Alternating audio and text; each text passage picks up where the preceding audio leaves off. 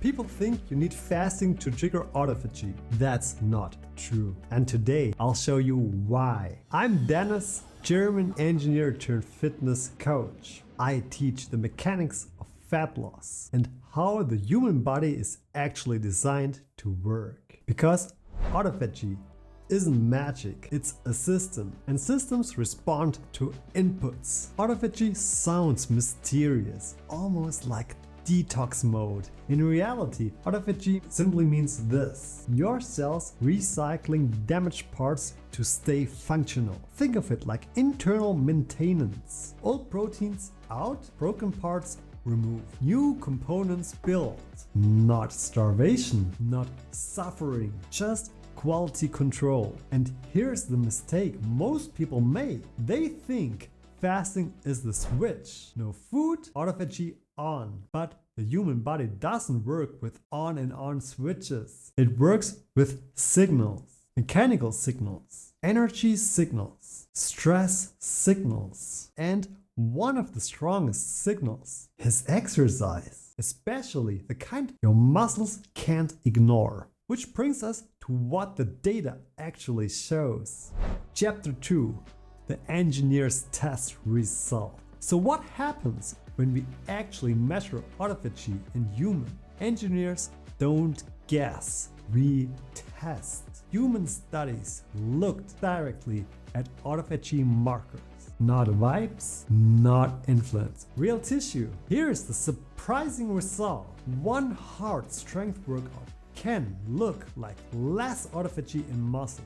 That shocks people. But exercise is stress. Yes, acute stress. Short snapshot. But when resistance training is repeated over weeks, autophagy capacity goes up. More recycling, better cellular cleanup, stronger baseline maintenance. Same signal, different time scale. That's the engineering lesson. A single data point doesn't describe a system, adaptation does.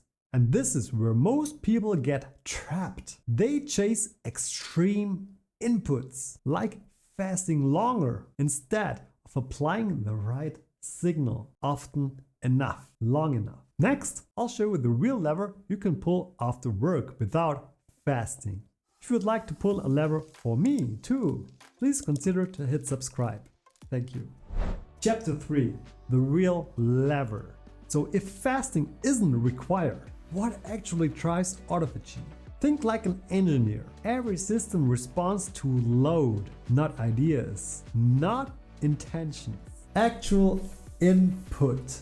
For your muscles, that input is resistance, mechanical tension, energy demand, repair pressure. That's why one lift session can look like less autophagy.